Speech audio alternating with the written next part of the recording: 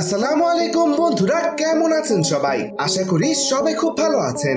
সবাইকে স্বাগতম facts or take চ্যানেলের আরো একটি নতুন এক্সপেরিমেন্টাল ভিডিওতে। তো বন্ধুরা, তখন কি হবে যখন হাইড্রোলিক প্রেসের নিচে মাকড়সার জাল দিয়ে তৈরি রশি এবং স্টিলের তৈরি রশি দিয়ে টান দেওয়া হবে? তখন কোন রশিটি হাইড্রোলিক প্রেসের সবচেয়ে বেশি টান সহ্য করতে পারবে? আর বন্ধুরা, তখন কি হবে যখন মাটির নিচে ডিজেল, পেট্রোল এবং কেরোসিন তেল বোতলে ভরে 3 মাসের জন্য পুঁতে রাখা হবে? 3 মাস পরে কি তেলগুলো ভালো থাকবে নাকি তেলগুলো নষ্ট হয়ে যাবে? তো এই সবকিছু দেখা এবং জানার জন্য ভিডিওটি শেষ না হওয়া পর্যন্ত আমাদের সাথে থাকতে হবে। তার কথা না বাড়িয়ে চলুন ভিডিওটি শুরু করা যাক। আর বন্ধুরা, আপনারা কিন্তু ভিডিওতে লাইক করেন না, তাই ভিডিওটি যদি আপনার কাছে বিন্দুমাত্র ভালো লেগে থাকে ভিডিওটিতে একটি লাইক করে দিবেন।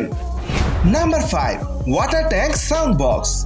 তো বন্ধুরা, আপনারা তো সাউন্ড বক্স দেখেছেন, যে সাউন্ড বক্স গুলো সর্বোচ্চ এই সাইজের হয়ে থাকে। তবে আজকের এই এক্সপেরিমেন্টে এমন একটি সাউন্ড বক্স তৈরি করা হবে যেটা বিশাল বড়। তো এই এক্সপেরিমেন্ট করার জন্য প্রথমেই এমন একটি 500 লিটারের ওয়াটার ট্যাঙ্ক নিয়ে আসা হয়। এরপরে আগে দেখানো সাউন্ড বক্সটির স্পিকার এবং ভিতরে যন্ত্রপাতি খুলে এই বড় ট্যাঙ্কের মধ্যে এভাবে সেট করে দেওয়া হয়। আর এরপর যখন মিউজিক চালিয়ে দেখা হয় তখন এর আওয়াজ অনেক বেশি ছিল এবং এর মধ্যে যে বেসটি ছিল সেটা অনেক বেশি ছিল।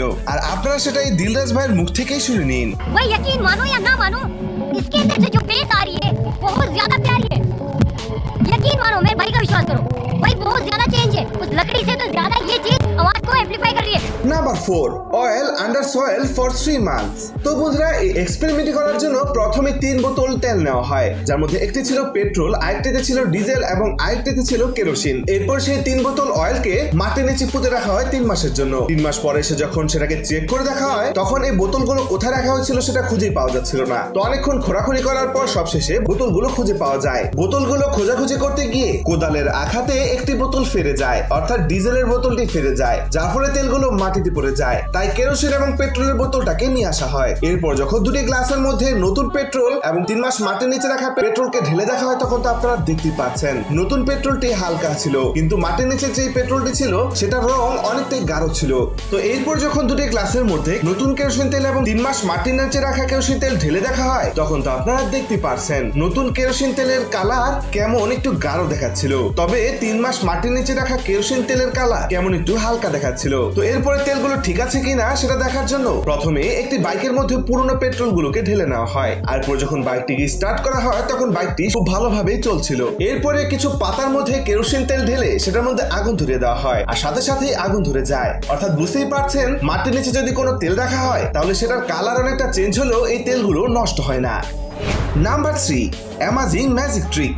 তো বন্ধুরা, আপনারা তো দেখতে পাচ্ছেন লোকটি যখন একটি পেনের মাথাকে আরেকটি পেনের মাথার মধ্যে স্পর্শ করায় তখন আপনারা দেখতে পাচ্ছেন নিচের পেনটি কেমন উপরের পেনটির সাথে একেবারে লেগে গিয়েছে এবং ঝুলতে থাকে। তো এটা হচ্ছে একটি ম্যাজিক ট্রিক। এই ম্যাজিকটি আপনারা বাসায় করে দেখতে পারেন এবং আপনার বন্ধুকে চমকে দিতে পারেন। তো প্রথমে সেটা করার জন্য মাথার একটি চুল নেওয়া হয়, এরপর সেই চুলটাকে এভাবে পেঁচিয়ে কলমের মাথার মধ্যে এভাবে আটকে দেওয়া হয়।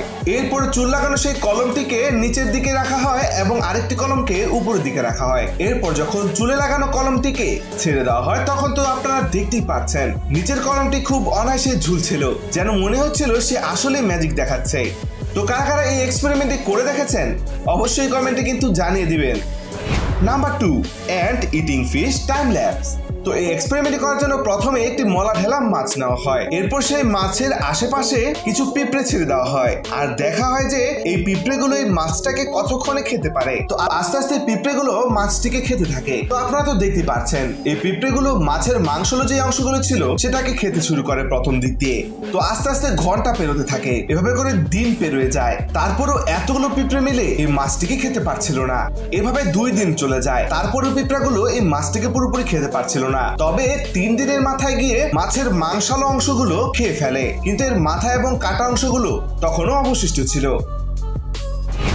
Number 1, hydraulic press versus thread. প্রথমে এই হাইড্রোলিক প্রেসের নিচে পাটের তৈরি রশি আটকিয়ে টান দেওয়া হয়।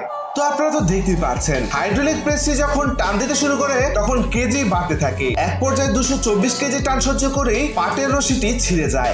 এরপরে পাহাড়ে চড়ার জন্য যে রশিগুলো ব্যবহার করা হয় সেই রশিগুলোকে হাইড্রোলিক প্রেসের নিচে রেখে টান দেওয়া হয়। আর এবার তো আপনারা দেখতে পাচ্ছেন এই রশিটি হাইড্রোলিক প্রেসের 1000 কেজি টান সহ্য করে ফেলে। এরপরে 2000 কেজি, সবশেষে যখন 2837 কেজি টান দেওয়া হয় তখন রশিটি ছিঁড়ে যায়। এরপরে হাইড্রোলিক প্রেসের নিচে স্টিলের তৈরি রশি বেঁধে টান দেওয়া হয়। আর এবার আপনারা তো দেখতেই পাচ্ছেন স্বাভাবিকভাবে স্টিলের রশিটি অনেক টান সহ্য করতে পারছিল। 1000 কেজি, 2000 কেজি, 3000 কেজি পর্যন্ত চলে যায়। সবশেষে যখন 4000 কেজি টান দেওয়া হয় তখন এই রশিটি আস্তে আস্তে ছিঁড়তে শুরু করে। সবশেষে 4062 কেজির টানেই রশিটি পুরো ছিঁড়ে যায়। আর বন্ধুরা সবশেষে এই হাইড্রোলিক প্রেসের নিচে মাকড়সার আঁশ দিয়ে তৈরি রশি আটকে টান দেওয়া হয়। এই মাকড়সার আঁশ দিয়ে তৈরি রশি কিন্তু অনেক এক্সপেন্সিভ, কারণ এই রশিগুলো নাকি স্টিলের থেকে অনেক মজবুত হয়ে থাকে। তো দেখা যাক এটা আসলে মজবুত নাকি মজবুত নয়। তো এরপর যখন হাইড্রোলিক প্রেসটি এই রশিটাকে টান দিতে শুরু করে তখন সবাইকে অবাক করে দিয়ে 5000 কেজি পর্যন্ত টান সহ্য করে ফেলে। তারপর রশিটির কিছু হয় না। এভাবে করে 10,000 কেজি পর্যন্ত টান দেওয়া হয়, তারপর রশিটি ছেড়ে না। সবশেষে যখন 14,500 কেজি টান দেওয়া হয় তখন এই রশিটি ছিঁড়ে যায়। তো বন্ধুরা এই থেকে এটা প্রমাণিত হলো যে বিশ্বের সবচেয়ে মজবুত রশি হচ্ছে স্পাইডার ওয়েব রোপ, অর্থাৎ মাকড়সার আঁশ দিয়ে তৈরি রশি। তো বন্ধুরা এই ছিল আজকের 5টি অসাধারণ এক্সপেরিমেন্ট। এই 5টি এক্সপেরিমেন্ট থেকে কোন এক্সপেরিমেন্টটি সবচেয়ে বেশি ভালো লেগেছে তা অবশ্যই কমেন্টে জানিয়ে দিবেন। কিন্তু ভিডিওটি ভালো লাগলে অবশ্যই একটি লাইক করে দিবেন। চ্যানেলে নতুন হলে অবশ্যই চ্যানেলটি সাবস্ক্রাইব করে পাশে থাকা বেল আইকনটি ক্লিক করে রাখবেন। দেখা হচ্ছে নতুন কোনো ভিডিওতে। ততক্ষণ পর্যন্ত সবাই সুস্থ থাকবেন, ভালো থাকবেন। আল্লাহ হাফেজ।